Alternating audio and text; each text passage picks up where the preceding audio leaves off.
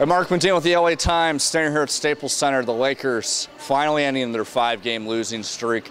They come out with a victory over the San Antonio Spurs by a final score of 102-93. Big picture implications, obviously, for the playoff seedings. The Lakers avoid that number 4 seed in the first round. That means that they won't have to worry about facing the Denver Nuggets in the first round matchup.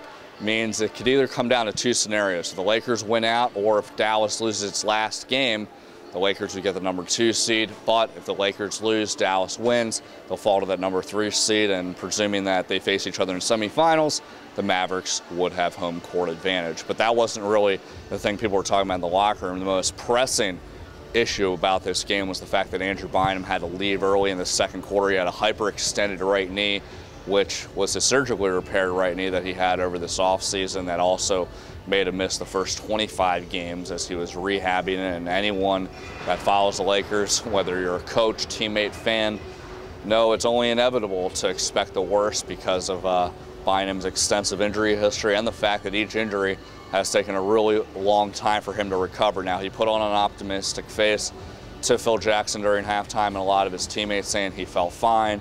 In turn, the team really thought that he grew last year, knowing how to play through injuries. They thought it could be a really good rallying cry, but let's be realistic. He's going to have an MRI tomorrow where the Lakers will know a lot more about the severity of his injury, and just knowing the history, you can only expect the worst. And to make things worse, the Lakers have some other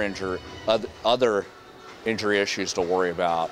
The most, puzzling and surprising is the fact that Steve Blake is expected to at least miss, the rest of the regular season, meaning 1 game. Not sure if he's going to come back for the playoffs because he wound up having the chicken pox. Now, it was revealed that mostly everyone has had the chicken pox before, with the exception of Andrew Bynum, Ron Artest, and Kobe Bryant. Now, the interesting thing is, when I asked Ron Artest whether he had the chicken pox, he said that he had it when he was a baby. When I asked Kobe Bryant, he just kind of laughed and dropped an expletive.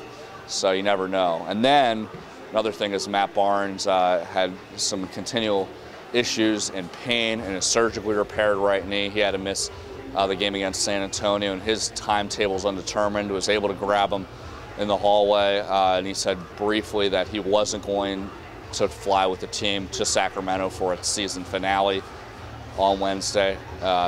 Presumably the last game that the Kings will play at Arco Arena before they may move to Anaheim. But aside from all those anxieties, and there's a play on the court. The Lakers did not play well whatsoever against the San Antonio Spurs. Is because they had the number 1 seed locked and the regular season's dying down. Greg Popovich didn't play Tim Duncan, didn't play Tony Parker, didn't play Manu Ginobili, and it got so dicey on the other end because of the Lakers' lack of depth that players like Joe Smith and Theo Ratliff, Luke Walton, all players that don't really get a lot of playing time, had some increased runs. So I think that even though the Lakers are happy that they got a victory, they didn't really shoot the ball well. It didn't really seem like their energy and effort was into the game, which is a really troubling sign because they've been going through this long losing streak that they officially ended, but the play on the court really doesn't improve. Lamar Odom was able to have a big second half and carry through, but there's just a lot of frustration with Kobe Bryant picking up his 15th technical.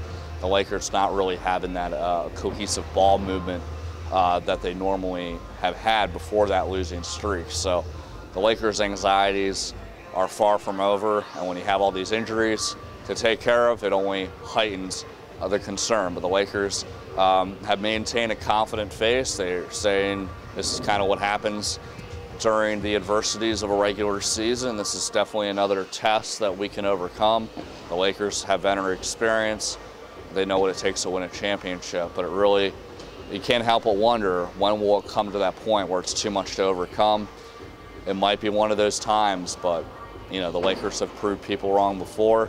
We'll see if they can do it again.